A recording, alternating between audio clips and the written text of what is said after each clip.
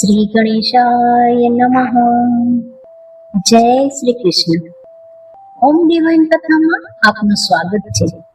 આજે આપણે સાંભળીશું એક નવી દિવ્ય અને પ્રેરણાદાયી વાર્તા, જે તમારા મનને શાંતિ અને હૃદયને ભક્તિથી ભરી દેશે. ચાલો ભક્તિના સાગરમાં ડૂબકી લગાવીએ. વાર્તા શરૂ કરતા પહેલા જો તમે ચેનલમાં નવા છો તો સબસ્ક્રાઇબ જરૂર કરજો. વડ સાવિત્રી વ્રત, આ વ્રત જેઠ સુદ તેરસ થી કરવામાં આવે છે અને પૂનમના દિવસે પૂરું કરવામાં આવે છે. પ્રથમ 2 દિવસના ઉપવાસ ફળાહાર કરીને કરવામાં આવે છે અને ત્રીજો ઉપવાસ નકોરડો કરવામાં આવે છે. પછી વડનું પૂજન કરીને વડને પાણી પાવામાં આવે છે. કાચા સૂતરના તાંતણા વીંટીને એની પ્રદક્ષિણા કરવામાં આવે છે. આ વ્રત પતિના આયુષ્ય માટે કરવામાં આવે છે. અશ્વપતિ નામનો એક રાજા હતો. આ રાજાને દોમદોમ સાહેબી, પણ એક જ વાતનો દુઃખ, એમને સંતાન નહોતું. રાજાએ તો સંતાન પ્રાપ્ત કરવા માટે તપ શરૂ કર્યું. એમણે તો સાવિત્રી દેવીની આરાધના કરવા માંડી. રાજાએ તો ખૂબ આકરું તપ કર્યું, એટલે એમને સાવિત્રી દેવી પ્રસન્ન થયા. સાવિત્રી દેવીએ કહ્યું, બોલ રાજન, તારે શું જોઈએ છે? માતાજી, મારે બીજું તો કંઈ જોતું નથી, મને એક દીકરો આપો એટલે બસ. રાજા, તારા નસીબમાં દીકરાનું સુખ લખેલું નથી, એટલે મેં તને વચન આપ્યું છે, તેથી દીકરાને બદલે દીકરી થશે. એનું નામ તમે મારા નામ ઉપરથી સાવિત્રી પાડજો. આમ કહીને માતાજી તો અંતર્ધ્યાન થઈ ગયા. થોડા વખત પછી રાણીને તો સારા દિવસો રહ્યા અને સમય જતા રાણીએ રૂડી રૂપાળી કુંવરીને જન્મ આપ્યો અને માતાજીની સૂચના મુજબ આ કુંવરીનું નામ સાવિત્રી પાડ્યું. સાવિત્રી પરી જેવી રૂપાળી, જાણે રૂપરૂપનો અવતાર. સાવિત્રી તો મોટી થવા લાગી. રાત્રે ન વધે એટલી દિવસે વધે અને દિવસે ન વધે એટલી રાત્રે વધે. એમ કરતા કરતા તો ઉંમર લાયક થઈ ગઈ. રાજાએ તો એને ભણાવી ગણાવી અને બધી વિદ્યામાં પારંગત બનાવી. સમય જતા રાજકુમારો એને જોવા માટે આવવા લાગ્યા, પણ સૌ એની આગળ વામણા લાગવા માંડ્યા, એટલે કોઈ હા પાડતું નથી. એવામાં નારદજી એક દિવસ ત્યાં આગળ આવી ચડ્યા. રાજાએ એમનું ભાવભીનું સ્વાગત કર્યું અને પછી રાજા કહે, પધારો મુનિવર, આપ તો મને પાવન કર્યો, કહો આપ આજ્ઞા ફરમાવો. નારદજી કહે, મહારાજ, આપ રાજકુંવરીને પરણાવતા કેમ નથી? રાજકુંવરીને અનુકૂળ આવે એવો રાજકુમાર કોઈ મળે એટલે એને પરણાવીને. એવામાં સાવિત્રી ત્યાં આવી પહોંચી. એટલે નારદજીએ સાવિત્રીને પૂછ્યું, સાવિત્રી, તમે કોઈ રાજકુમાર પસંદ પડ્યો છે કે નહીં? ભગવાન, ધુમ્મતસેનનું રાજ તેમના દુશ્મનોએ પડાવી લીધું છે, આથી તે જંગલમાં આશ્રમ બાંધીને રહે છે. તે અને તેમના પત્ની અંધ છે. તેમને સત્યવાન નામનો એક પુત્ર છે. હું એમને મનથી વરી ચૂકી છું. સાવિત્રીની આ વાત સાંભળ્યા પછી નારદજીને કંઈ જ બોલવાપણું જ ન રહ્યું. પણ થોડી વાર વિચાર કરી એ બોલ્યા, સાવિત્રી, તે પસંદગી તો સારી કરી છે. સત્યવાન ખરેખર રૂપ અને ગુણનો ભંડાર છે, પરંતુ શું? પરંતુ તેનું આયુષ્ય ખૂબ જ ટૂંકું છે. માત્ર 1 જ વર્ષનું તેનું આયુષ્ય છે. આ સાંભળીને રાજાની ઉપર તો જાણે દુઃખના ડુંગર તૂટી પડ્યા. રાજાએ અને રાણીએ સાવિત્રીને બીજો પતિ પસંદ કરવા માટે વિનંતી કરી, ખૂબ સમજાવી, પરંતુ સાવિત્રી ન માની તે ન જ માની. હવે તો રાજા પણ સાવિત્રીને સમજાવીને થાકી ગયા અને નારદજીની પણ ધીરજ ફૂટી ગઈ. એટલે નારદજી રાજાની રજા લઈને ચાલતા થયા.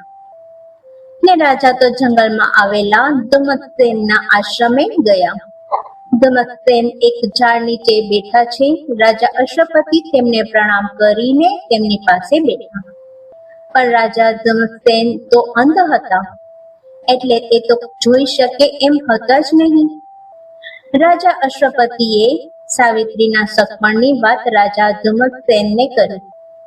આ વાત સાંભળીને અંધ રાજા ધુમ્મતસેનને તો ભારે નવાઈ લાગી. ધુમ્મતસેન કહે, રાજા અશ્વપતિ, આપ જાણો છો કે હું તો વૃદ્ધ અને અંધ છું. વળી હું તો રાજ્ય વગરનો રાજા છું. હું અને મારો દીકરો સત્યવાન બંને જણા આ જંગલમાં આશ્રમ બાંધીને રહીએ છીએ. તમારી તો દીકરી તો રાજકુમારી છે. એ હાથે કરીને જંગલના દુઃખો શા માટે સહન કરવા તૈયાર થઈ છે? મહારાજ, સાવિત્રી પોતાની બાબતમાં અડગ છે. તો ભલે, એની પાછળ પણ ઈશ્વરનો કોઈ શુભ આશય હશે. આમ જરૂર આ લગ્ન કરો, મને મંજૂર છે. અને સાવિત્રીના લગ્ન ધામધૂમથી સત્યવાન સાથે કરવામાં આવ્યા. કન્યાદાનમાં સાવિત્રીને તેના પિતાએ ઘણી ચીજ વસ્તુઓ આપી અને ધન પણ પુષ્કળ આપ્યું. આ આશ્રમમાં સત્યવાન, તેના પિતા અને સાવિત્રી બધા રહેવા લાગ્યા. નારદ મુનિ કહી ગયા હતા, એટલે સાવિત્રીએ વટ સાવિત્રીનું વ્રત શરૂ કર્યું. આ વ્રત 3 દિવસ ચાલ્યું અને ચોથે દિવસે પૂરું થયું. નારદ મુનિના કહેવા પ્રમાણે સત્યવાનના મૃત્યુ આડા હવે 3 દિવસ બાકી રહ્યા હતા. જેમ જેમ સત્યવાનની મૃત્યુની ઘડી નજીક આવવા લાગી, તેમ તેમ સાવિત્રી વધુ ને વધુ અડગ થવા લાગી. અંતે ચોથો અને છેલ્લો દિવસ આવી પહોંચ્યો. એ દિવસે સાવિત્રીએ સાવિત્રી દેવીનું ધ્યાન ધર્યું. પછી બંને જણા તૈયાર થયા. ખંભે કુહાડી લઈ વનમાં લાકડા કાપવા માટે સત્યવાન ને સાવિત્રી આશ્રમ છોડીને રવાના થયા. પોતે જાણતી હતી કે આજે પોતાના સ્વામીનું મોત છે, એટલે તે સત્યવાનને જરાય અળગો મૂકવા ઈચ્છતી નહોતી. બાકી એને કહી શકાય એમ તો હતું જ નહીં. સત્યવાન અને સાવિત્રી લાકડા કાપવા માટે સૂકા ઝાડનું ઠૂઠું શોધવા જંગલમાં આમ તેમ ખૂબ ફર્યા, પણ કશું મળ્યું નહીં. એટલે ઠા ખાવા માટે એક ઝાડ નીચે બેઠા. થોડી વાર પછી તેઓ ઊભા થયા અને નજીકમાં આવેલા એક ઠૂઠા ઝાડ ઉપર સત્યવાન કોહાડો ઉગામવા ગયો. ત્યાં તેને આંખે અંધારા આવવા લાગ્યા. એ એકદમ ધ્રુજવા લાગ્યો અને નીચે પડી ગયો. સાવિત્રી સત્યવાનનું માથું ખોળામાં લઈને બેઠી અને તેના માથા ઉપર હાથ ફેરવવા લાગી. એવામાં બીક લાગે એવા બિહામણા યમરાજ ત્યાં આવી ચડ્યા. સાવિત્રી કહે, આપ કોણ છો? હું યમરાજ છું. શા માટે આવ્યા છો? તારા પતિનો જીવ લેવા. સાંભળ્યું છે કે મૃત્યુલોકના માનવીનો જીવ લેવા માટે તો આપના દૂતો આવે છે, પછી આપ જાતે કેમ આવ્યા? સત્યવાન સાચો અને સદાચારી પુરુષ છે. એના પ્રાણ દૂત હરી શકે નહીં, માટે. આમ કહી યમરાજે સત્યવાનના પ્રાણ હરી લીધા અને યમરાજ ચાલવા લાગ્યા. સાવિત્રીએ સત્યવાનનું શબ નીચે મૂક્યું અને વિલાપ કરતી યમરાજની પાછળ પાછળ જવા લાગી. એના વિલાપથી આખું જંગલ ધ્રુજી ઉઠ્યું. યમરાજ કહે, બેટી, તું વિલાપ કરતી કરતી શા માટે પાછળ આવે છે? તું પાછી જા, માનવીની હદ પૂરી થઈ ગઈ. યમરાજા, મારી શ્રદ્ધા અને સંકલ્પ બંને અડગ છે. જ્યાં મારા પતિ ત્યાં હું.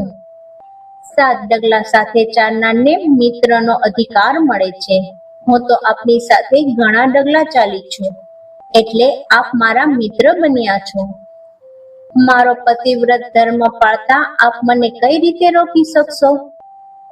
આ સાંભળી યમરાજા તો થીજી ગયા. યમરાજા કહે, બેટી, તારા પતિના જીવન સિવાય ગમે તે વરદાન માગી લે.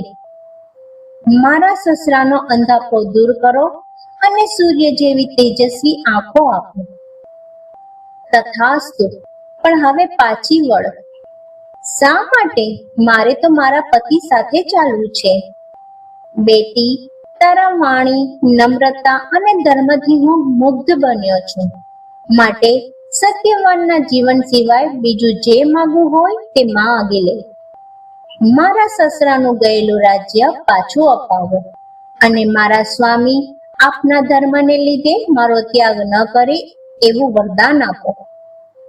તથાસ્તુ, પણ હવે પાછી જા. આપ તો સૌને નિયમમાં રાખો છો અને મને શા માટે નિયમ વિરુદ્ધ જવાનું કહો છો? શું મારા પતિ સાથે આવવાનો મારો નિયમ નથી? સાવિત્રી, તારી તર્ક બુદ્ધિ વાણીએ તો મને જ વચનથી બાંધી લીધો છે. તારા પતિના જીવન સિવાય ગમે તે માગી લે. મારા પિતા અશ્વપતિ છે, એમને એકેય પુત્ર નથી. મને શો પુત્ર થાય એવું વરદાન આપો. તથાસ્તુ, પણ હવે પાછી વળ. પણ યમરાજા, હું કેવી રીતે પાછી વળું? મારા પતિ વગર મને શો પુત્ર કેવી રીતે થાય? મને સતી સ્ત્રીને તો એક જ પતિ હોય છે. સાવિત્રી, તે તો ખરેખર તારી બુદ્ધિ ચાતુરી અને તર્કયુક્ત વાણીથી મને હરાવ્યો છે. તથાસ્તુ, જા, તને તારો પતિ પાછો આપું છું અને એને 400 વર્ષનું આયુષ્ય પણ આપું છું. આમ યમરાજા ખાલી હાથે પાછા ગયા. સત્યવાન જીવતો થયો ને સાવિત્રી સુખી થઈ. વટ સાવિત્રીનું વ્રત સાવિત્રીને જેવું ફળ્યું તેવું આ કથા વાંચનારને અને સાંભળનારને સૌને ફળજો. તો આ હતી આજની અદ્ભુત વાર્તા. ભગવાન શ્રી કૃષ્ણની કૃપા તમારા અને તમારા પરિવાર પર સદા બની રહે. જો તમને આ કથા પસંદ આવી હોય તો વિડીયોને લાઈક કરજો અને તમારા પરિવાર અને મિત્રો સાથે શેર કરજો. કમેન્ટમાં તમારા ઈષ્ટ દેવનું નામ લખવાનું ભૂલતા નહીં. આવા જ બીજા દિવ્ય વિડીયો માટે ચેનલ સાથે જોડાયેલા રહેજો. આપ સૌને નીતા ત્રિવેદીના જય શ્રી કૃષ્ણ. રાધે રાધે.